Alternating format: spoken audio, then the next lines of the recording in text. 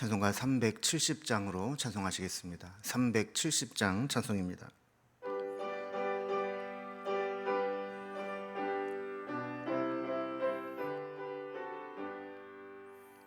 주 안에 있는 나에게 딴 근심 있으랴. 십자가 밑에 나가 내 짐을 풀었네. 주님을 찬송하면서 할렐루야 할렐루야. 내 앞길 멀고 험해도 나 주님만 따라가리.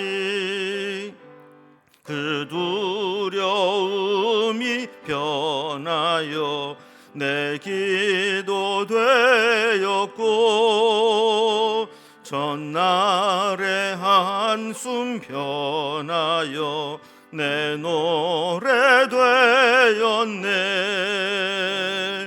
주님을 찬송하면서 할렐루야 할렐루야. 내 앞길 멀고 험해도 나 주님만 따라가리. 내 주는 자비하셔서 늘 함께 계시고, 내 궁핍함을 아시고 늘 채워주시네.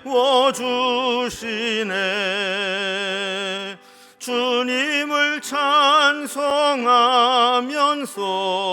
할렐루야 할렐루야. 내 앞길 멀고 험해도 나 주님만 따라가리. 내 주와 맺은 언약은 영불변하시니,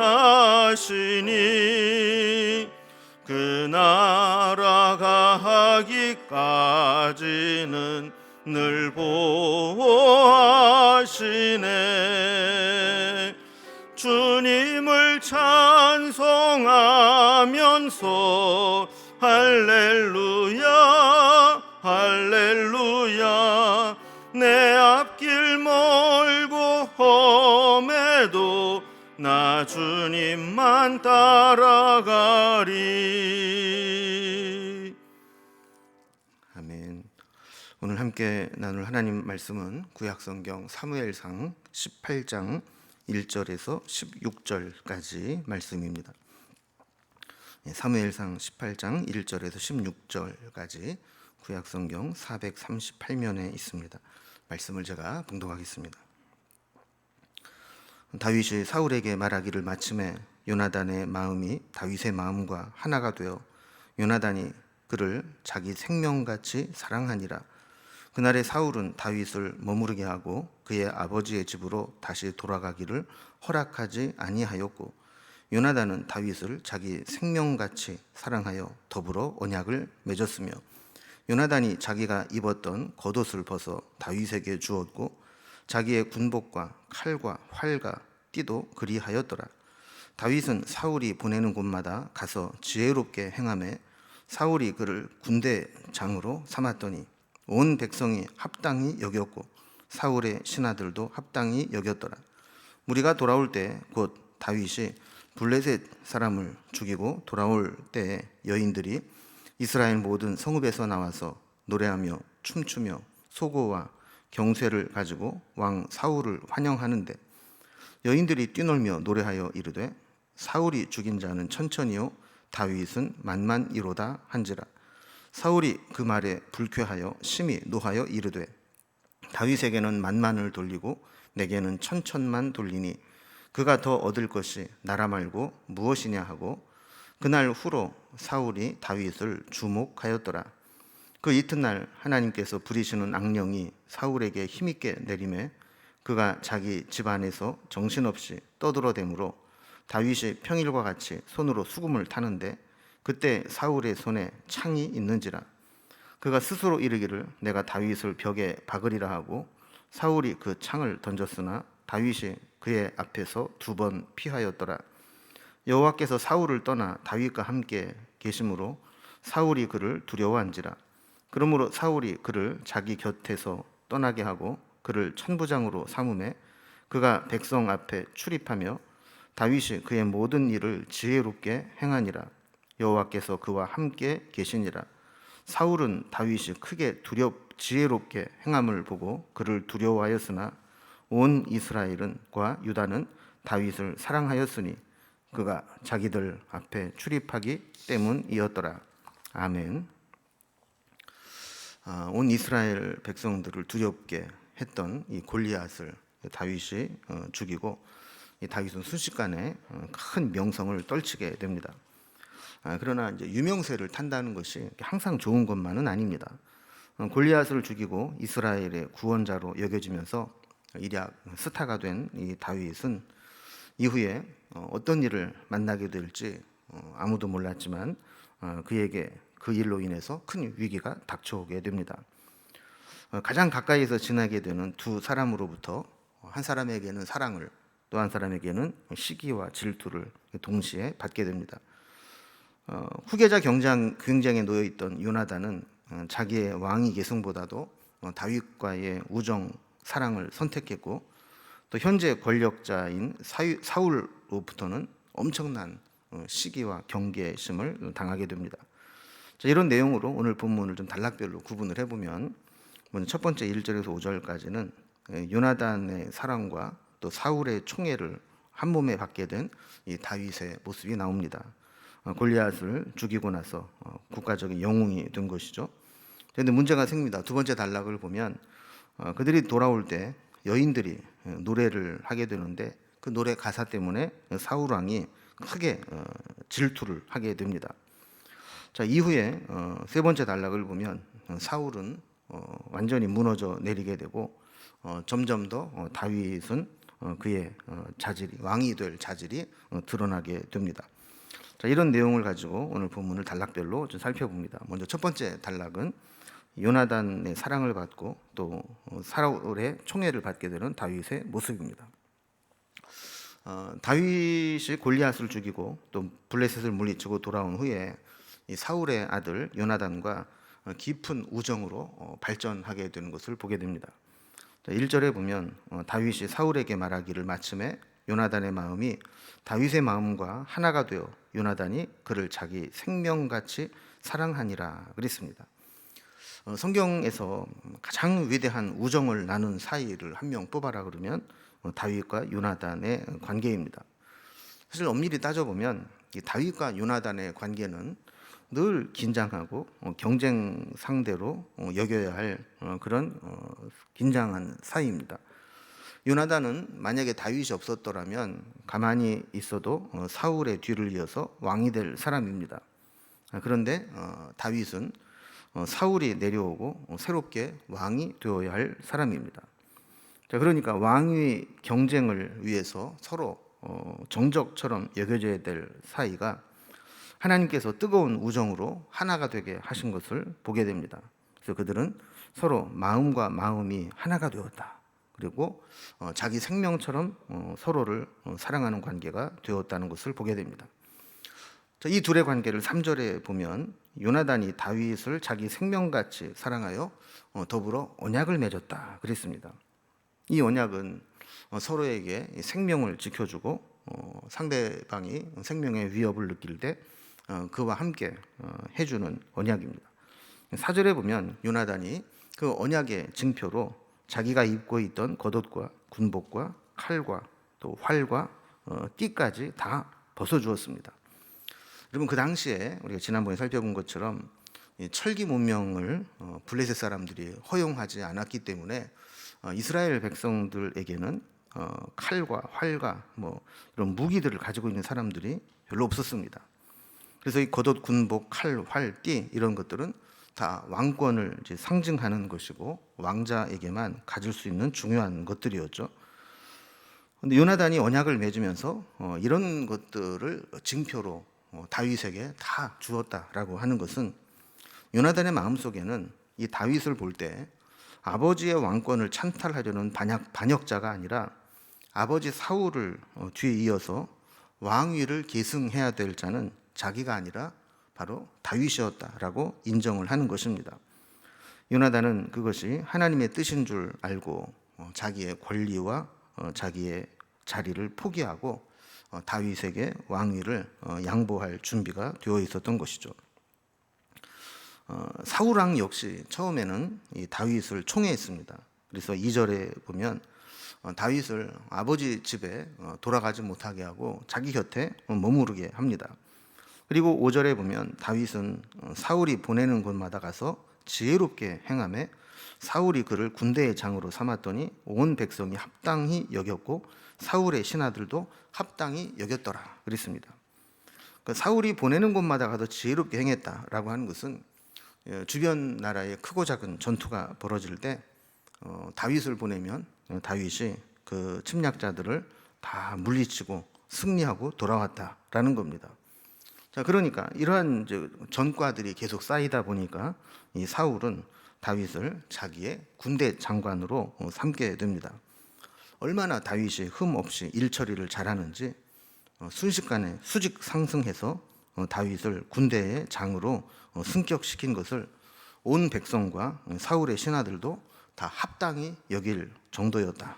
이렇게 기록을 하고 있습니다. 자, 그런데 문제가 생깁니다. 두 번째 단락을 보면 전쟁에서 돌아올 때 여인들의 노래 소리 때문에 사울 왕이 그 질투심을 버리지 못하고 문제가 터져 나오게 됩니다. 6절에 보면 다윗이 블레셋 사람들을 죽이고 돌아올 때 여인들이 모든 성읍에서 나와서 노래하고 춤추고 소고와 경쇠를 가지고 사울을 환영했다 그랬습니다. 요즘으로 말하면 승리하고 돌아오는 군인들의 카퍼레이드처럼 이렇게 대대적인 환영식을 하는 것이죠. 근데 그들이 불렀던 이 노래의 가사가 문제입니다. 분명히 겉으로는 사울을 환영한다 그랬는데 그들이 뛰놀며 노래하는 이 노래의 이 가사를 보면 이 다윗을 훨씬 더 높이는 것 같거든요. 7절을 보면 여인들이 뛰놀며 노래하여 이르되 사울이 죽인 자는 천천히요 다윗은 만만이로다 한지라 그랬습니다. 사실 왕의 입장에서는 이 왕하고 신하가 같이 동급으로 비교를 당해도 사실 기분이 좋을 리가 없죠.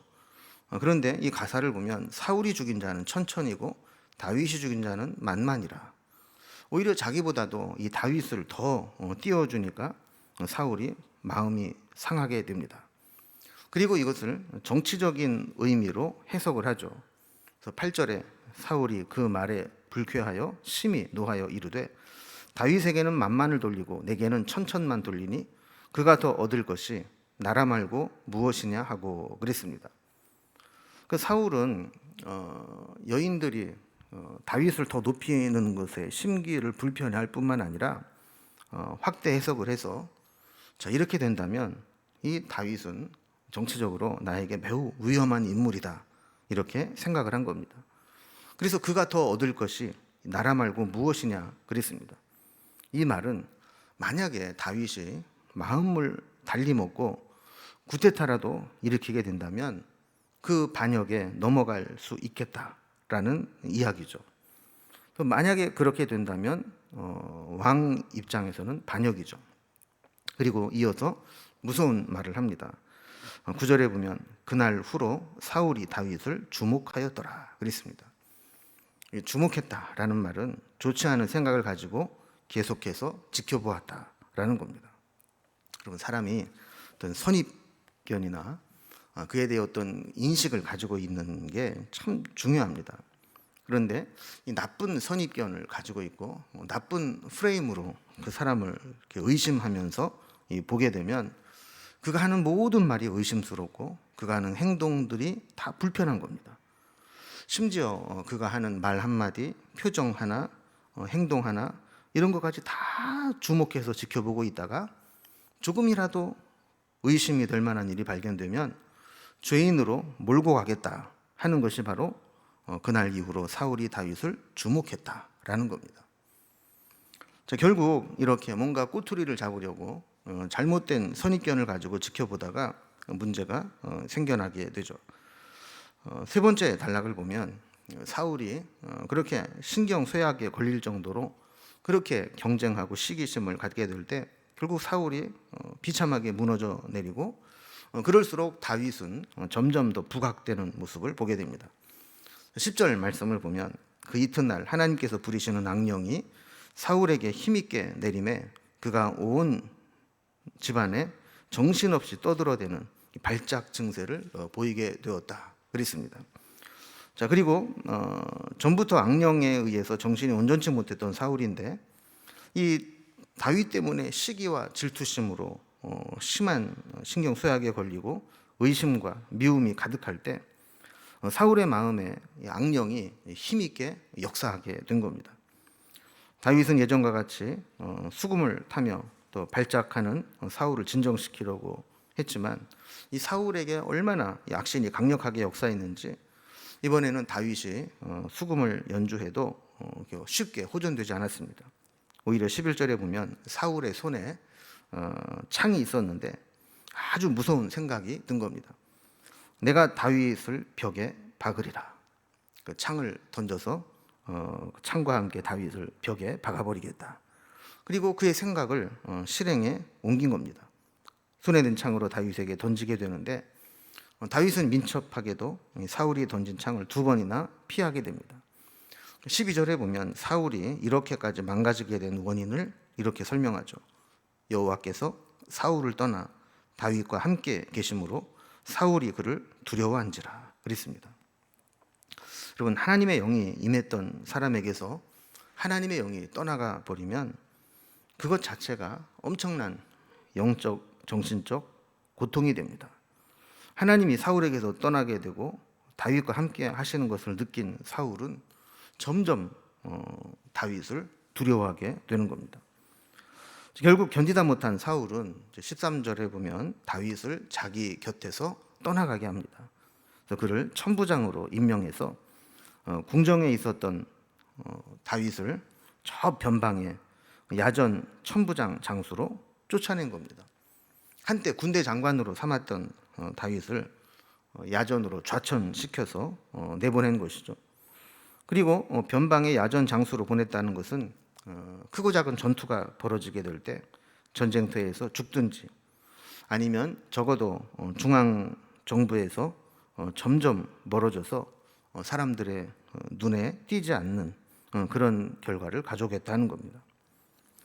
그런데 문제를 일으키는 사람은 늘 어디 가도 문제를 일으키고 또 형통하게 하는 사람은 어디를 가도 형통하게 하듯이 14절에 보면 다윗은 천부장으로 백성들 앞에 있으면서 모든 일을 지혜롭게 행함으로 백성들은 점점 다윗을 사랑하게 되었고 또 다윗이 지혜롭게 행하여 백성들에게 인기가 올라가게 됩니다. 반대로 15절에 보면 그럴수록 사울의 마음은 불편하게 되었고 다윗을 두려워하는 마음이 점점 커지게 됩니다. 자, 이제 이로 인해서 다윗에게는 엄청난 시련의 소용돌이가 몰아치게 됩니다. 16절을 보면 온 이스라엘과 유다가 다윗을 사랑하게 되었다 그랬습니다. 이 모든 것들이 하나님이 다윗을 왕으로 세우시려고 지금까지 계속 연단해 온 것입니다. 오늘 본문을 통해서 보면 하나님이 떠나가시면 그 사람이 얼마나 비참하게 무너져 내리는지, 그리고 하나님 마음에 합한 자는 하나님이 어떻게 세워나가시는지 이 모습을 비교해서 이게 잘 보여주고 있습니다.